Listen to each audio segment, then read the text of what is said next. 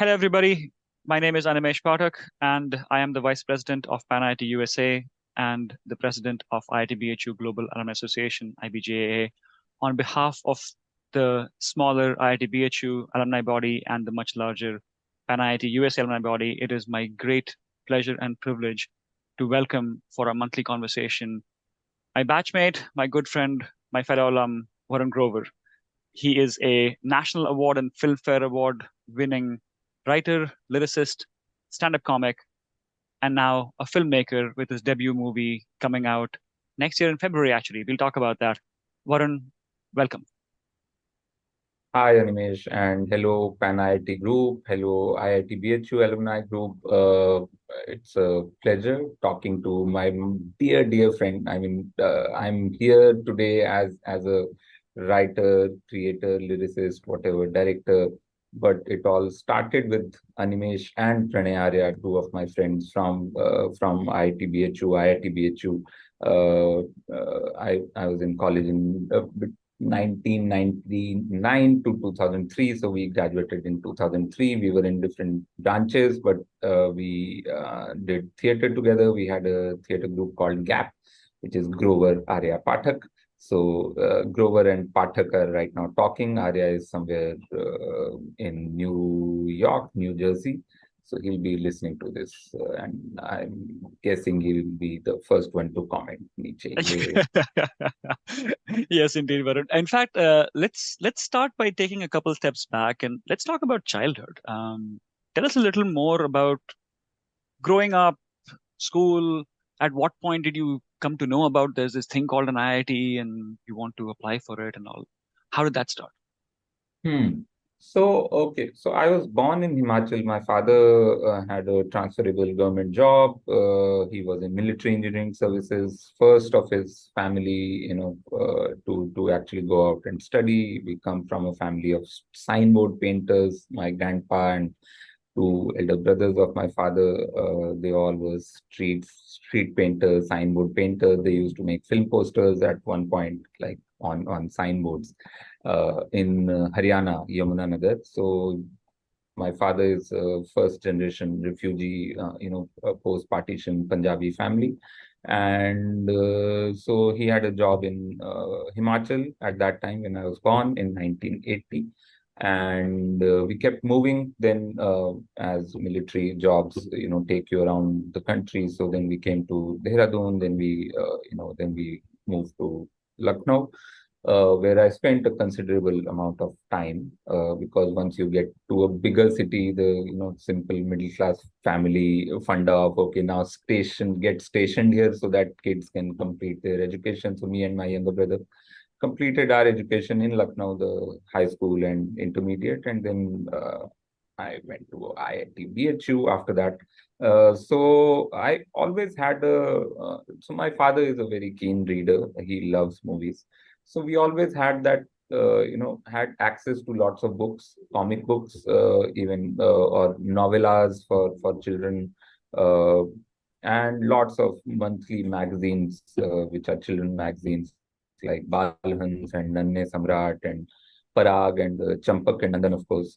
And I was always reading, and I always wanted to just be a writer. I thought that was the coolest job in the world, though I didn't know how to be a writer at that age. And growing up in Lucknow, the only writers you see around you are mostly journalists. Like the idea of a writer who gets paid monthly are journalists. Otherwise, and even in our Hindi textbooks and all, there used to be this Jeevani section, the biography of the writer before the story, or before any work of fiction they publish in our book. So most of these biographies of writers I used to read, they always mention that this guy has a day job, like he works in a bank or he's a journalist and he writes stories on the side. So I always believed that you can't be a full-time writer. You have to be, you have to be a government servant or some kind of fixed job. And I remember one writer, Swam Prakash, one of my all-time favorite writers. He used to work in a post office all his life while being a writer on the side. He published many books. So I didn't know how to be a writer, and I was good at academics, the typical Indian education system academics, where you mug up some stuff, you get clarity on some basic concepts, and then you can be a topper in the school, which I was all through my academic life. And then I love maths and physics. Chemistry, not so much, because chemistry again relied more on, at least how we taught in our schools, it relied more on mugging up stuff and not like conceptual stuff, which maths and physics had. So I, just like any kid in North India, once you are doing well in academics, people want you to go and become an engineer or a doctor. So I still didn't know about IIT till probably high school. So though I was in Lucknow, so I had seen these coaching boards like IIT coaching, and but I didn't know that how to get to that coach. I mean, what's the path, and who are the people who go to these coachings and all. So when I came to high school, actually, only then, in that high school year, which was 1996, someone in my mohalla told me that you're doing good at this thing, good at academics, so you should apply for go to an IIT coaching. And new standard coaching was one of the big coachings in Lucknow. Trivag was another, Trivedi Verma Agarwal, Mm-hmm. just like Gap. So three three different teachers for three subjects. And so then without really paying much attention to why I want to do it, it was kind of chosen for me by the whole mohalla around me and my family, that you will, because the simple choice comes down to, are you a maths guy or a bio guy? Mm-hmm. So I preferred maths over biology. So once I finished my high school and board exams and all, and the day came to choose whether you want to go into arts or commerce or science, and in science from math side or bio side, uh, it automatically came down to maths and physics. And I started prepping roughly when standard 11 soft prep, how if we call it, and not like going to coaching and all this, imagining buying Irodove and trying to solve it and then failing at it, and then you're like, okay, this is too tough. Then discovering H.C. Verma Yep, yep. concepts of physics, and like, okay, yeah, this is something I can understand. Irodove is what too intense. And so yeah, that's how I kind of, it was not like a very premeditated kind of a choice. It was a premeditated choice by the times we were living in and by the kind of society we were living in. And it just led me to writing the IIT-JEE exam in 1999, and I got through with a decent rank to get civil engineering in IIT-BHU at that time, which turned out, so I didn't know how it will play out once I go there, but it turned out fantastic. I mean, given a choice, hypothetically, if I was asked to like choose, say, go to IIT Kanpur or go to IIT Bombay with something else, with some other branch, Mm-hmm. uh, I think seeing both the options, BHU only, it was such a lovely experience. That's quite a story, Varun. I mean, in the in terms of discovering this spot, in spite of being in the vicinity. I remember growing up near Lucknow. It Yeah, used to be the big city close to where I grew up, and that was and the place Kapur. where all the coachings were. Mankapur, yeah. So small town. That was the place where all the big coaching and stuff was. So it's interesting to see your story. It is pretty interesting that growing up in Lucknow, which was to be the big place close to where I grew up in Mankapur, you were not that deep into the IIT thing until later. Yes, they do say it takes a village. In this case, it took a whole mohalla to get you to be an IIT. And were you also artistically inclined and doing writing in your high school days, or did it start only Yeah, after you yeah, got? very no, very much. In fact, my first short story got published in a reputed in a Hindi journal for children at the age of 10, when I was 10, Nice. uh, in 1990. Balhans was the Mm-hmm. magazine, and I was a very keen reader of Balhans.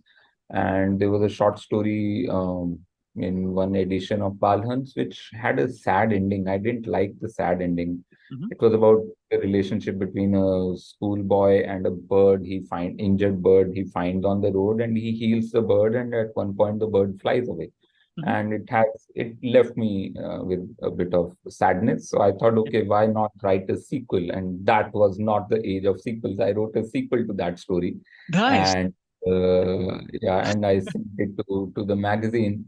And the bird, like many years later, the bird comes back and the starts living with this kid. So it's kind of, I don't know, open relationship. The bird is not caged, but the bird starts living around that kid's place, and meets him twice or thrice a day. Very strange, fantastical kind of a story. And it got published, and I got $50 as the Mehtana Arre Parishramik wow. for that story. And I was so happy to earn my first ever whatever salary or whatever Yeah, earning at the time. And 50 rupees in 1990 was a huge sum. that's It's probably yeah. like, at least $10,000 for a kid, like someone just a 10-year-old. Yeah, you were And still I getting had, a pocket money and stuff, or not even that. yeah, no, that was too young to get pocket money also That's at true. that age. Yeah, so I had my first ever bowl of noodles and soup Wow. in my life with that money, with that money I earned by writing that story. So after that, I kept writing. I kept writing poetry, short fiction, whatever I was reading. I tried to, it was a lot of trying to imitate what I was reading. So when I was reading Robinson Crusoe, for example, I tried to write something, a man stranded on an island, kind of a short story, which I Hmm. never sent to anyone, just writing for my own fun and maybe read in the class. And when I started reading Chekhov at that age, I wrote something which was set in Russia, a story which I probably did not know where Russia is on the map of the world, or maybe yeah, because it's too big, so easy to point out. But Hmm. otherwise, so I was trying to imitate a lot of writers I was reading. Uh, so yeah, all through my school Nice. years, and then only in college, once I went to Banaras, once we started working together in IIT-BHU. Hmm.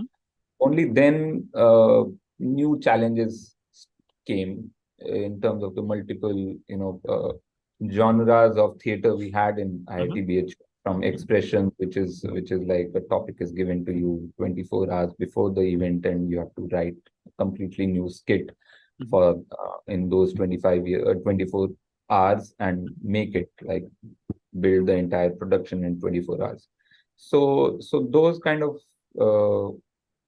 I would say slightly more serious and writing, which then has to be presented in front of people in a competition. So that kind of challenge I started taking up on the post uh, going to college. All right, but it's very cool that it started early. In fact, that's a very good segue into the next phase of it, right? So, you said you were a school topper and all that. Of course, you cleared the JEE, got into IIT, back then called ITBHU, but still had to clear the JEE.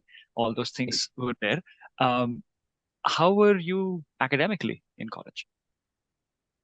In college, for the first 3 years, I was quite good. I mean, okay, so there are two parts to being academically good. One is, are you getting the concepts? Are you going to be a good engineer? Or are you able to clear the exams with good Hmm. CGPA and all? Hmm. So I was the good CGPA guy. I was actually, by the end of third year, I was second ranked in Yeah, my you were class. DR2, if I remember. Yeah. Yeah, yeah. So end of third year. Fourth year was when I figured, okay, now, I mean, I've done my bit and paid my dues and all. Now I can enjoy. So fourth year, I kind of slipped to probably fifth rank Oh my overall. God. Yeah, though I still, I mean, my overall final CGPA was 8 plus. Uh-huh. I think 8.2 for the 4 years. And so I was good. So I figured one thing in college was basically, if you pay attention in the class and if you make good notes, then you don't really need to put that much effort pre-exams, and don't have to stress too much. If you have just so that was my kind of trick, to be present in the class, not not miss classes, not bunk, not let your attendance go very low. And for me, very low was under 80% anything. So I rarely used to miss classes, made very, very clean notes, and that just saw me through. Uh, and then the rest of the time I used to spend in the lit club and the Mm-hmm. theater club and the college magazine Mm-hmm. Reverberations, which Mm-hmm. I was quite involved in. And so yeah, so that was something which I mean, I saw you doing that very, very well.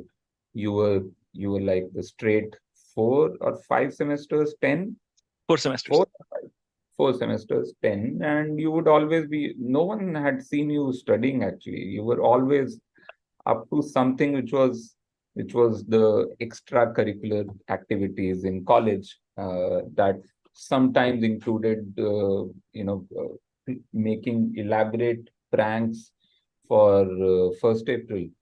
Uh, so I remember you were quite famous for you know making these really long, huge plans to prank people on the 1st April Fool's Day.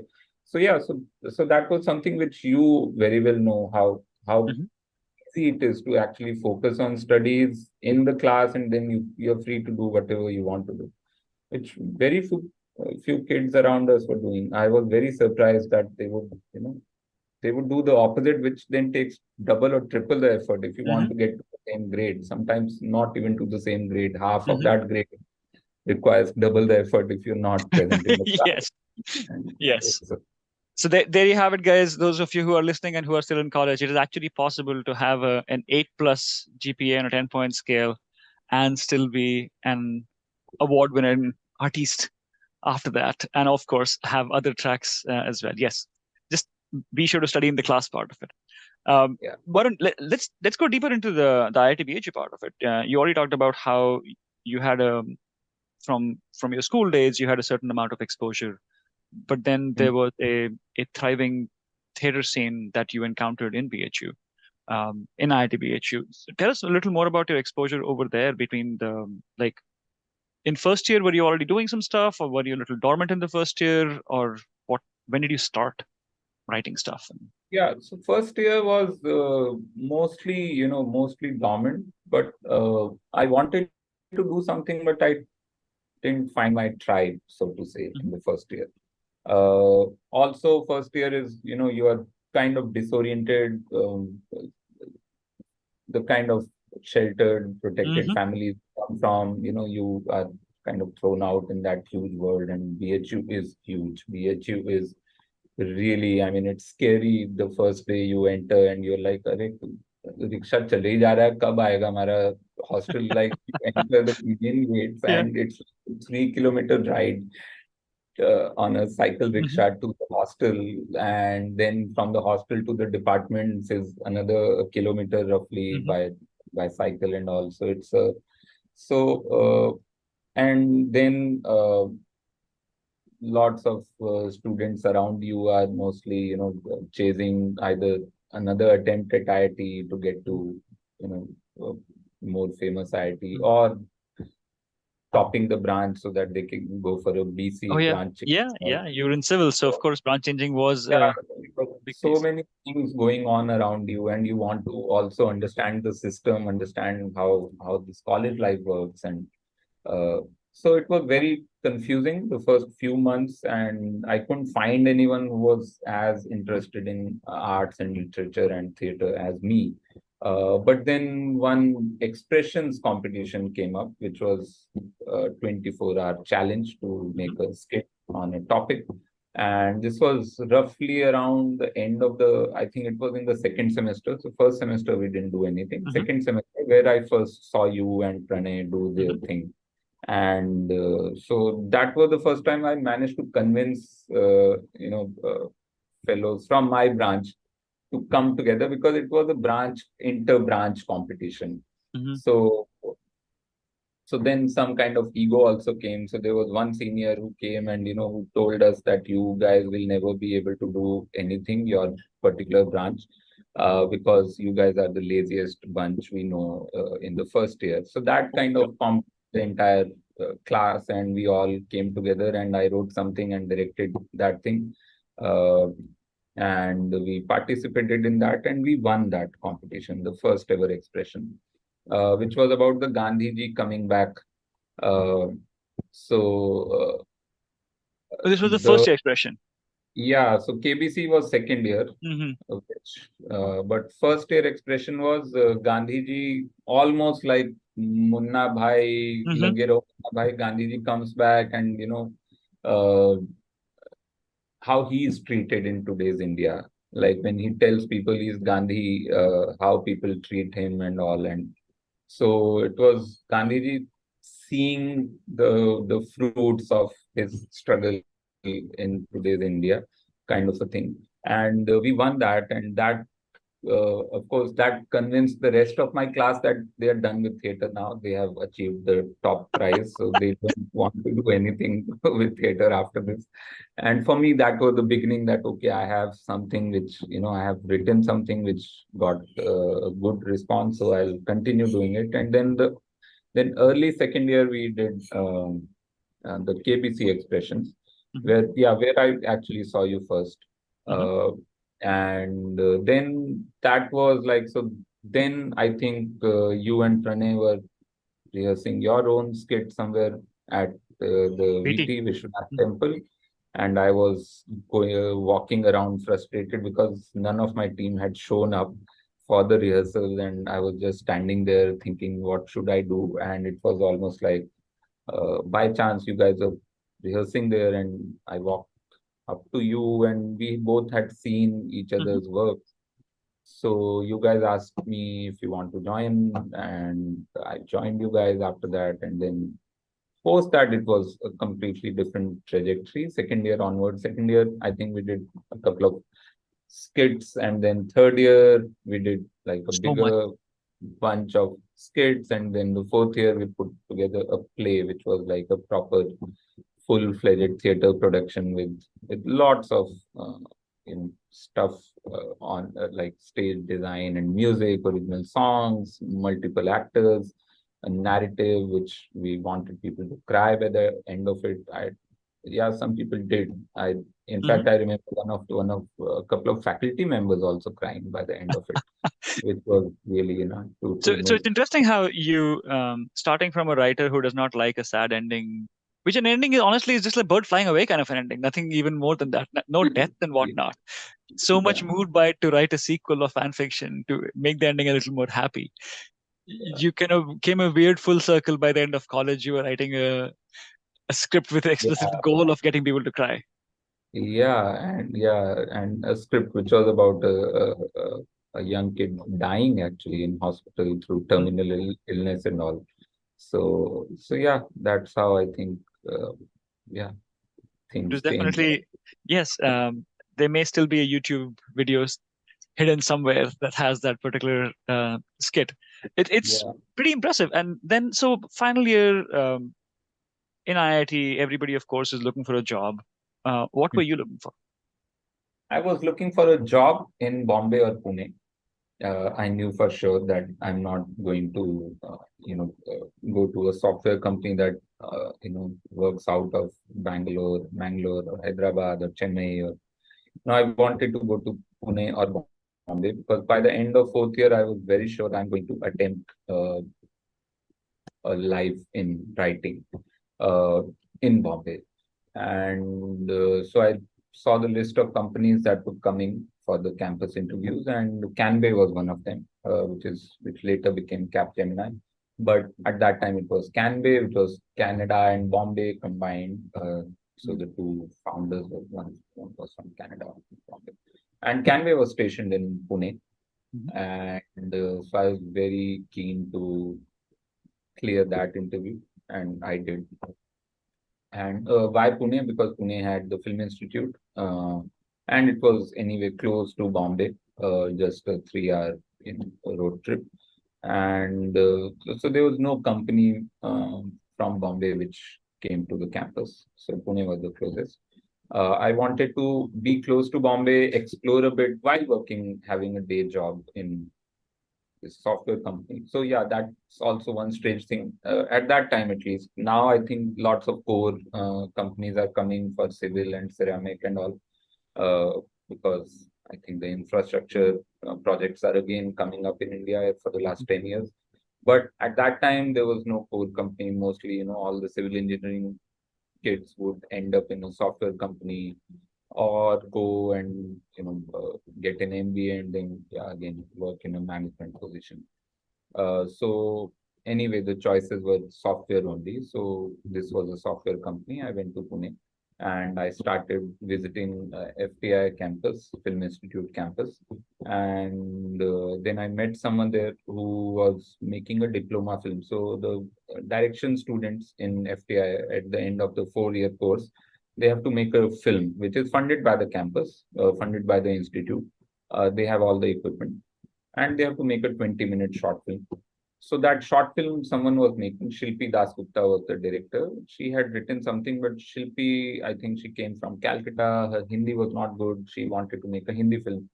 And so she asked me to write the Hindi dialogues for the film because I was visiting the campus, randomly meeting students, telling them about my interest in writing, becoming a writer.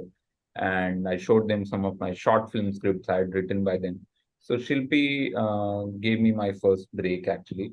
And I wrote, the film was called Sanshodhan. It was a Film Institute diploma film.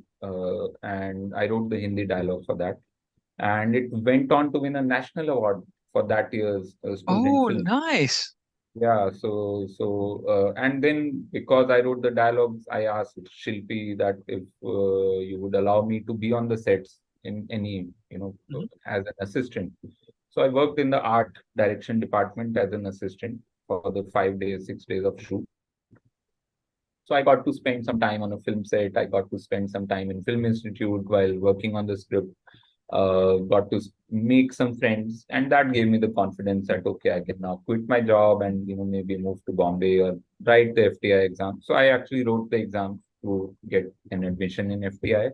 Hmm. I cleared it with All India rank 2 actually. Oh, nice. And yeah, and then I didn't take up the course because I was like, okay, if it is like I can maybe come back next year to because I wanted to understand how the industry works before getting an education in it. Like engineering, if you go, after intermediate, if you get to an engineering college, you have a backdrop of 5 years of at least hardcore maths and physics, and you know what you're getting into. Here, Yeah. I had no idea. I came from an engineering background and then suddenly get into a film school with names like Truffaut and Buñuel and Fellini and Agnes Varda, which I now know. At that time, I didn't know. If they were teaching, those filmmakers in the film school, what would I kind of learn from that if I have no backdrop? So I thought, okay, maybe I'll go to Bombay, spend a few years, maybe 2, 3 years, at least get a sense of the world of cinema and get a history of cinema, some perspective on it, before getting straight into the academic studying of film as an art form. So I didn't take, but that getting through that exam, getting through that interview, getting a rank of 2 All India, I was confident that I can come back anytime, and if Hmm. I need, I will. So then I figured, okay, I'll just move to Bombay. So then I quit my job in 11 months from Canby, and through some of the contacts I'd made at film school, the class that was graduating, the entire class of Shilpi and her batchmates was anyway moving to Bombay. So I knew some people there. So Shilpi was one, Manasvi Sharma was another graduating student from that batch. Uh, Umesh Kulkarni was another student who now I know and hope to collaborate with at some point. But he's one of the uh, top Marathi filmmakers right now in India. So I met some of these people there, and that gave me just the grounding to move to Bombay and start exploring on my own. So Nice, why? nice. I I do want to delve on that moment a quick bit, though. First of all, I'd be remiss in if I didn't point out that much like your classmates, once you cleared something, you were like, okay, check the box. It's done. अब बाद में आएंगे. अब तो कर लिया. Rank आ गई, number 2. Don't have to come back to this. But slowing down time a little bit, right? I mean, hey, you're IT grad, engineer, had a job that was, well, designed to be close enough to where you wanted to be, but still you were stepping away from a Yeah. job. Were you too young to realize the important step you were taking, or were you very aware and like walk us through that a little bit? Yeah, okay. So yeah, it was a mix of I would say ignorance. Ignorance is bliss kind of a thing. I didn't know where I was going, how difficult the next part of the journey is going to be, how disorganized this sector is, the film industry. Industry is just I think just added as a joke here because it's not an industry. It's a bunch of people just you know running their own shops. Hmm. But yeah, so I didn't know. That was one. Second was always this confidence that uh, I have a degree. I think I have the aptitude to go back either to a job or maybe get go to higher studies maybe because my grades were also good. So I could apply. So I had lots of options. So that took the stress off me that, okay, right now I'm just exploring. And then there was this privilege of being the elder of two sons in the family, while my younger brother was already in an IIT Kanpur. He was doing his mechanical engineering from there. So in a way, we both were set, so to say, in Indian terms, like Yeah, how yeah, families expect to yeah. be Both set. sons being IITians and stuff, you have enough of a. Yeah, so I had that buffer with me that okay, I can maybe I can try for 3 years maybe, and I could afford to fail. So that was something which kind of played on my mind. And then there was this passion also. I really wanted to be here. I knew that if I didn't give it a shot, that would be a big failure. I mean, that would be something which will play on my mind through my life, and that would be probably the regret I'll, keep with me all my life, and that probably would make me really bitter.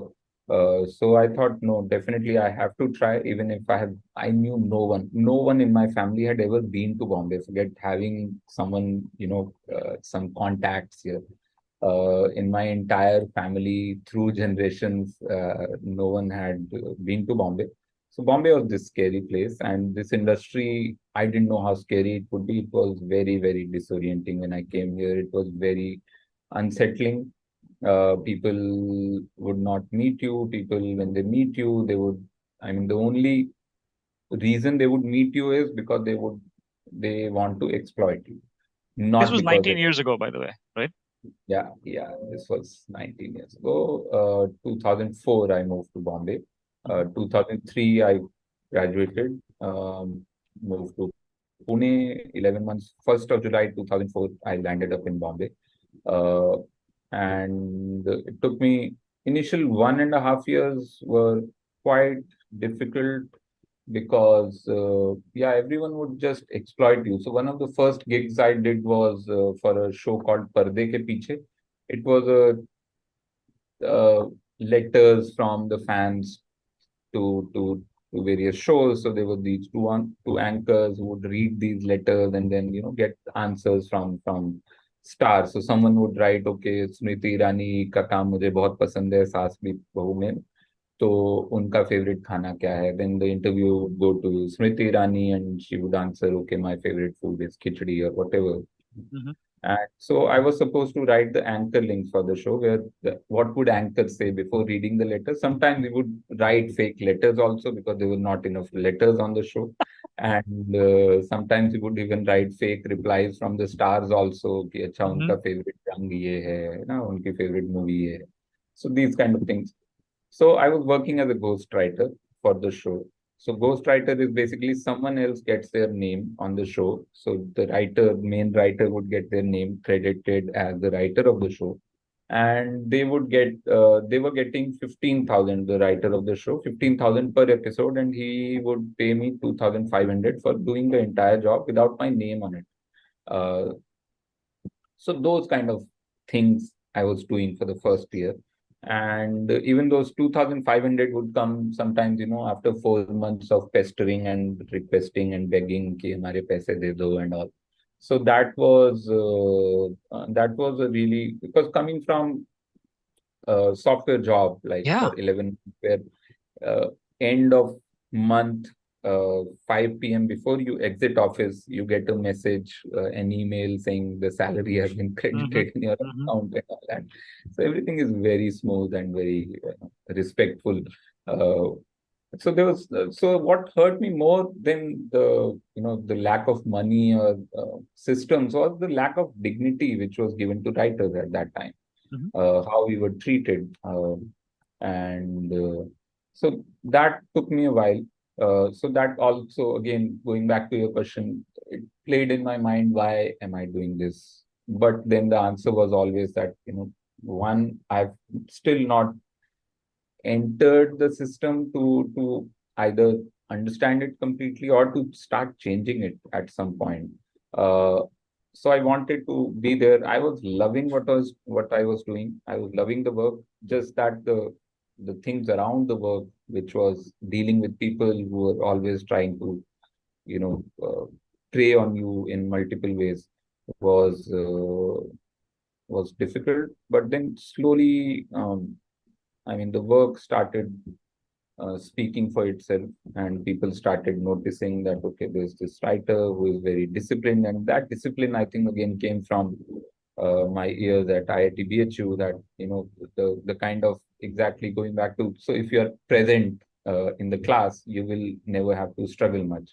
So Mm-hmm. I was always present, and I figured that if you are diverse in your writing, if you can write an anchor length as well as a horror story, as well as a sentimental, emotional drama, as well as an art house kind of a thing.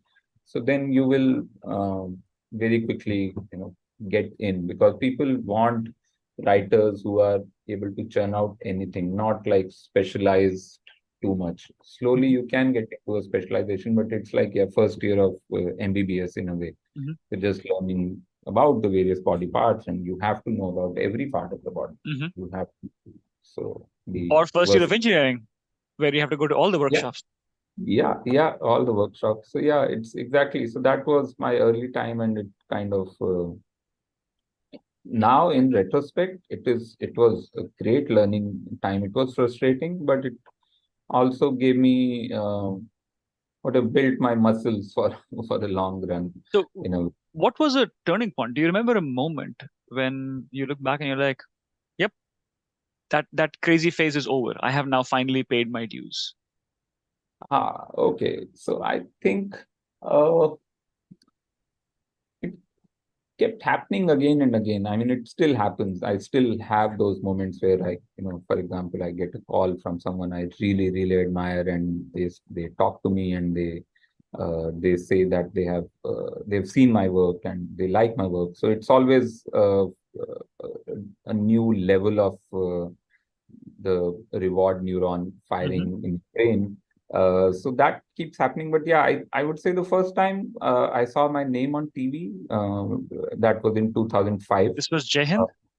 no, this was way before Jahin. This was the Great Indian Comedy Show. Oh, yeah, yeah, Uh, yeah, yeah. I wrote a couple of sketches. Mm-hmm. It was a sketch comedy meet. It was like Saturday Night Live Indian Mm-hmm. adaptation kind of a Mm-hmm. thing. So there were sketches, there was stand-up comedy, there were various kind of craziness going. Mm-hmm. So I wrote something. So my first sketch I wrote for the Great Indian Comedy Show, which got approved. It had Ranveer Shori and Kiku Shah. Mm-hmm. The day appeared on TV and my name came on TV, that was like the first uh, Nice. kind of realization. Okay, now I'm here. Uh, I Yeah, now I can call myself a writer in this industry. Nice, nice. You had the Patrick Swayze in the Ghost movie moment where you actually could touch and be seen. Very nice. Very very nice. Um, Yeah. I'm gonna fast forward you a little bit. I mean, over the years you've done so much, and it's been a pleasure and with so much pride I've seen you grow.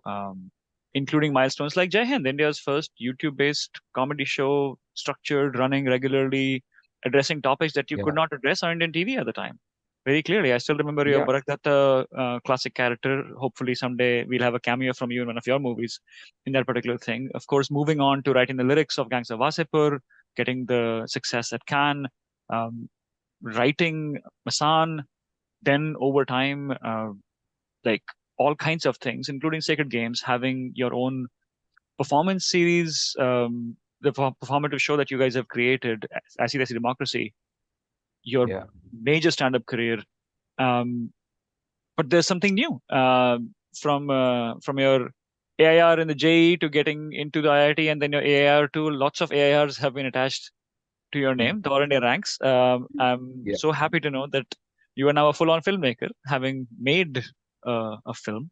How did that start? Did you write the script when you were yourself potentially going to coaching, not coaching, or something? Or No. So the film is called All India Rank. It's going to be out in theaters in India on 9th of February 2024. And exactly 10 years ago, I started writing. So basically 2014, I started writing the script. At that time, I had just finished writing Masan, and it was in production.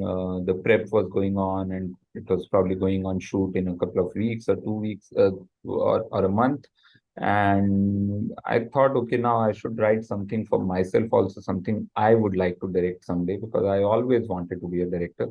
And so there's this simple, very kind of boring also rule in writing: write what you know.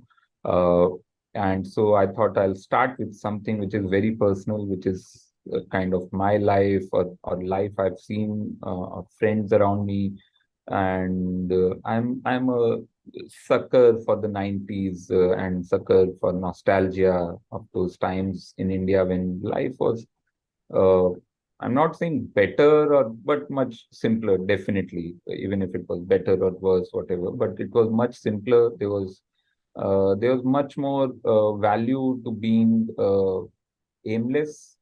Uh, uh, you didn't have phones, you didn't have like a very basic thing like Google Maps. Now, even when you go back to your home from office, you put Google Maps. Though you know the way, you just still want to know how much time it would take. And that was not neither an option, neither a need in the 90s. You would just see whatever comes your way and you'll tackle it, when you come to that bridge or Gomti Barrage in Lucknow.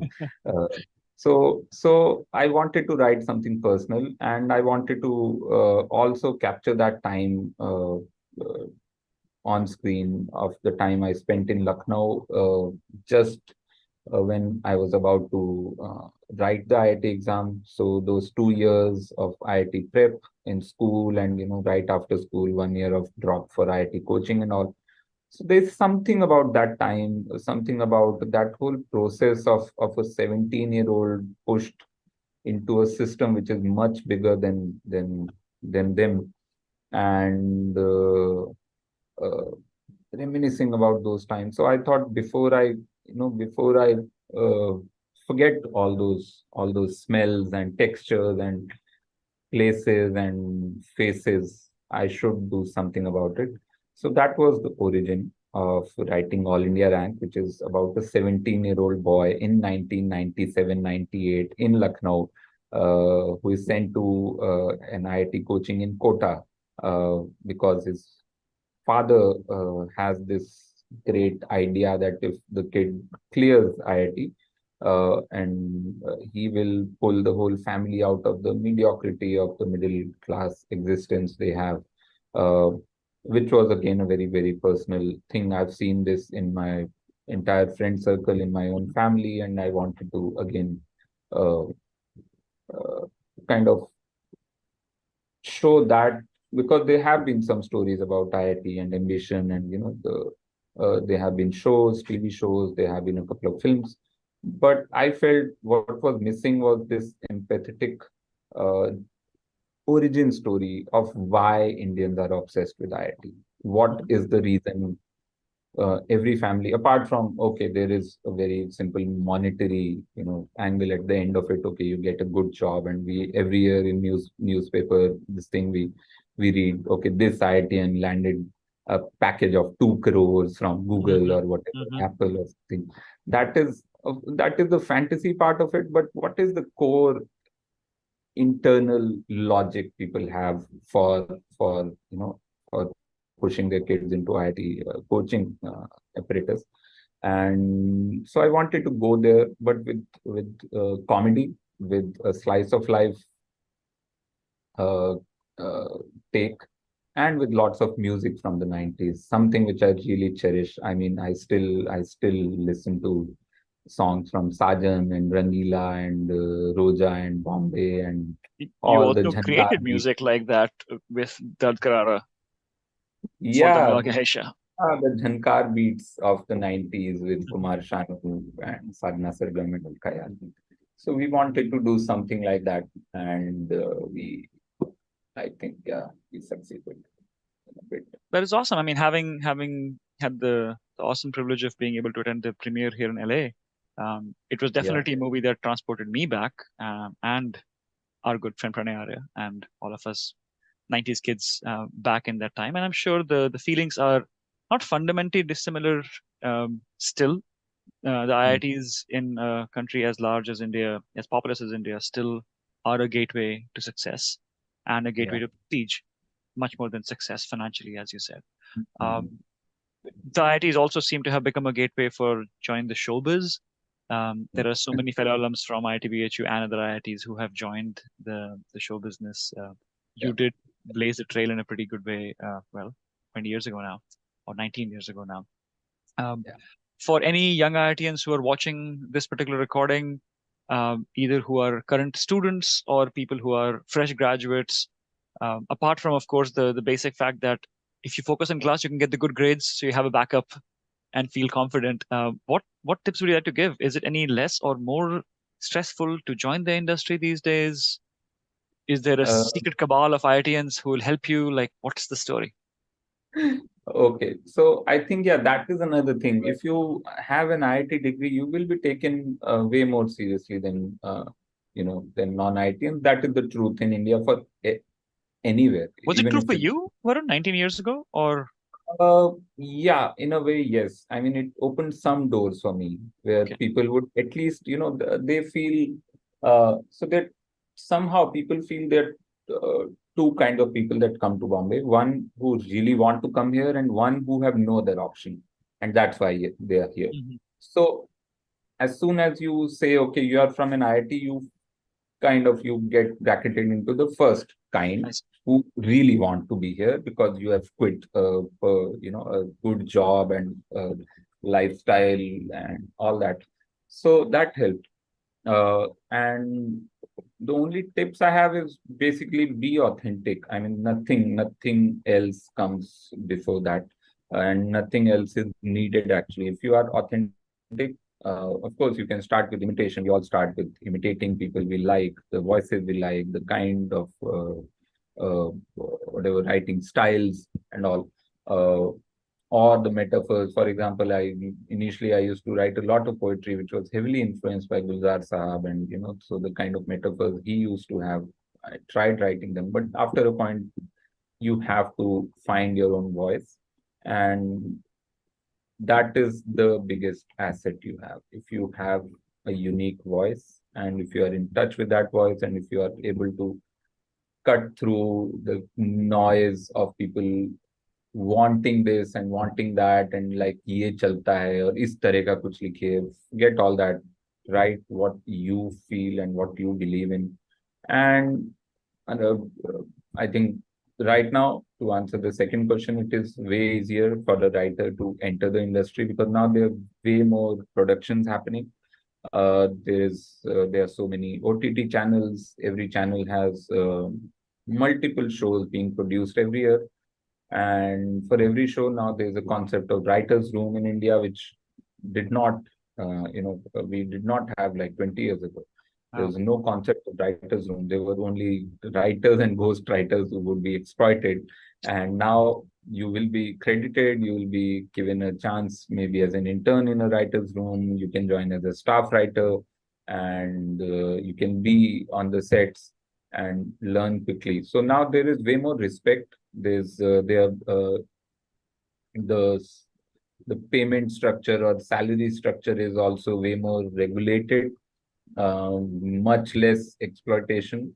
Of course, that doesn't mean there's no exploitation there, but as compared to what 19 years ago, I would say there's probably 20% of exploitation left from that times.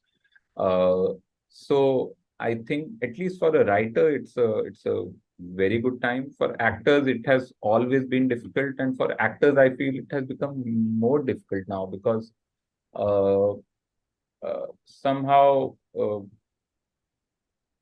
though people are happy to experiment with writers, they're not very happy to experiment with actors or faces. They want the same bunch of 20, 30 actors, but somehow the impression around the country is okay, Bombay needs actors. So everyone is kind of landing up here. So there's more supply, less demand in actors category. In your experience, Varun, though, the IIT alums, do they show up to be actors or writers or directors, or is there any kind of Well, more big slice in writers, the pie? I way would think more. so. I would think it's a more, at least stereotypically speaking, a cerebral thing. Also, not that many hot guys or gals in the IIT system, so there's a bit of a disadvantage that goes on Yeah. in that direction. Although we Yeah. did see you in color, so looking forward to seeing you more on the screen as well. That'll be fun. Yeah. Um, I forgot to ask, what's next? So, of course, All India Rank goes live Yeah. in Feb. There's Apart so from, many film festivals that have been accepting it, but I'm sure you're writing your next 10-year plan or whatnot. So, what can yeah, you no, share with us that's coming up next? think one actually in a couple of days, actually, 3rd November. I don't know when this interview will be posted, but on 15th. So, 3rd of November. about 12 days ago. Okay. So 3rd of November, a film released in India called Three of Us, directed by Avinash Arun, starring Jaideep Ahlawat, Shefali Shah, and Swanand Kirkire. I've written the dialogue for that film. We did this last year, but now the film released on 3rd of November. Uh, there's a film releasing on 8th of December called Merry Christmas, Sriram Raghavan's next film after Andhadhun. Uh, it I have written the songs. I've written the entire album Nice. with Preetham. So Preetham is the composer. My Mhm. first album with Preetham. So I'm very excited. The Very film has nice. Katrina Kaif and Vijay Sethupathi.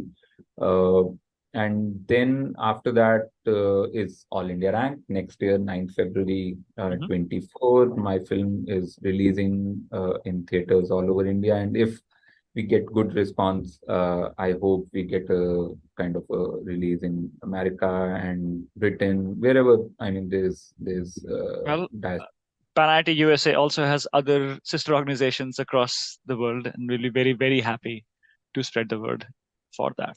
lovely, That's good lovely. stuff. You're Yeah. still doing stand up and all. Your shows will continue. Yeah, so yeah, I'm also doing my India tour in January, second leg of the India tour. I recently did first leg in September where I did 15 shows in 10 cities. We are doing another 10 cities in January, another roughly 15, 16 shows.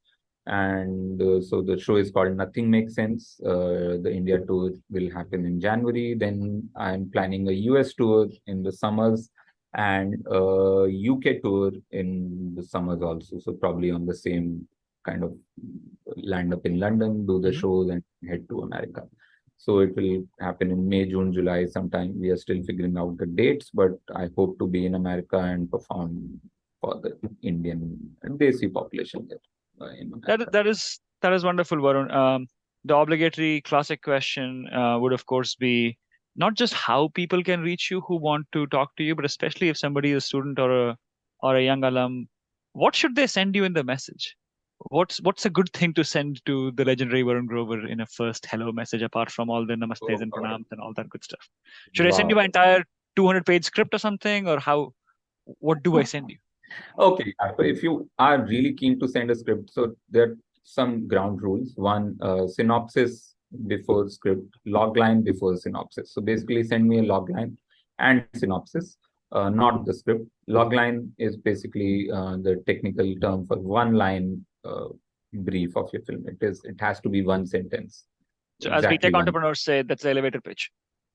Yeah, way less than elevator pitch actually. It's a one sentence. So sometimes people end up using lots of semicolons to to make one five Hey, sentence. that's good punctuation. That Yeah, works.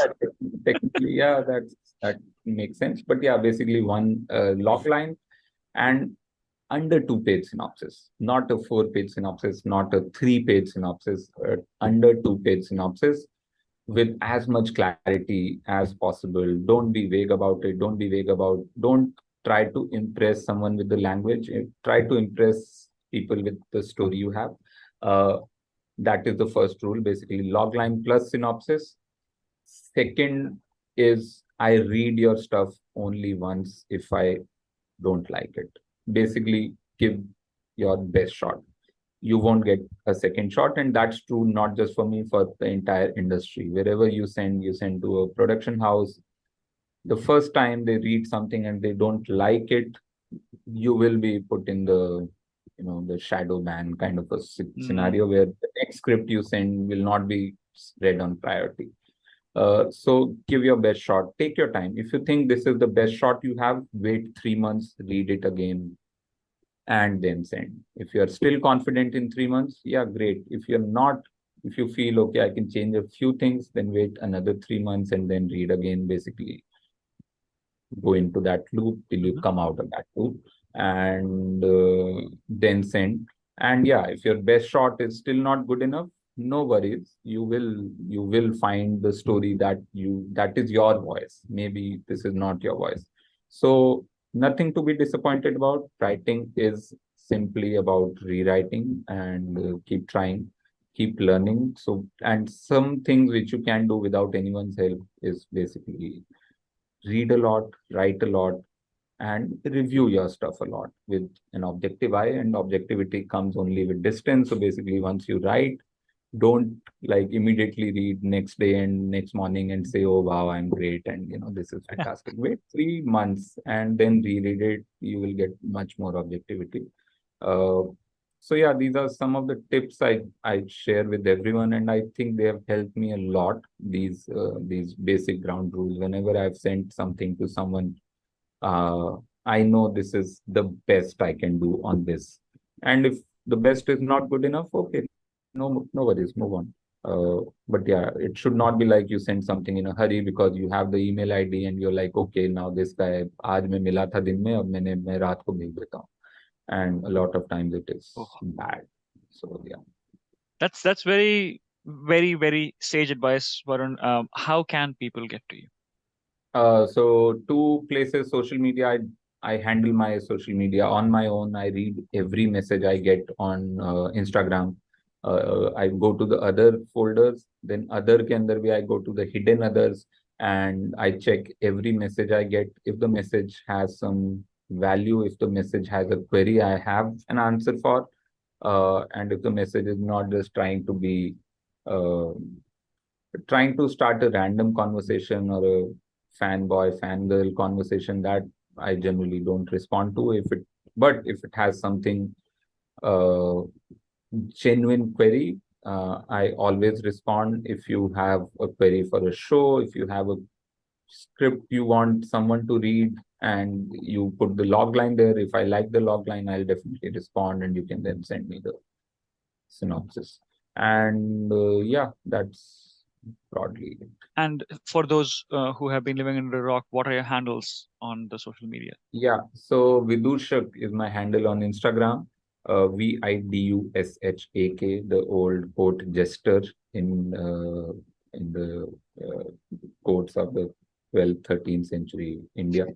Uh, so that's Vidushak. And on Twitter, Varun Grover. Again, if you tag me on Twitter, though Twitter is much more for trolling and fighting and changing people's views on things they have they have deeply kind of bought into. So yeah, but yeah, I'm very active on Twitter and Instagram. And once you make the first contact on Instagram, I'll send you my email ID if we want to continue the conversation. Wonderful. Well, Varun, you and I have, of course, had much longer conversations, and I know we can keep going for a very long time. We will leave this conversation over here for the moment. Thank you so much once again for taking the time speaking with me for our audience of IITians, past, current, and future. Mm. Hopefully, you all would have had a good time. This video is on YouTube, so post a comment down below, like, subscribe, all that good stuff. And if you want to talk to Varun himself, look for @Vidushak on Instagram or Varun Grover on Twitter/X. Varun, thank you very much. Yeah, thank you. Lovely talking. Yeah, this was quite surreal talking to you in an interview. Like we know each other for 24 years now. So yeah. That is true. All right.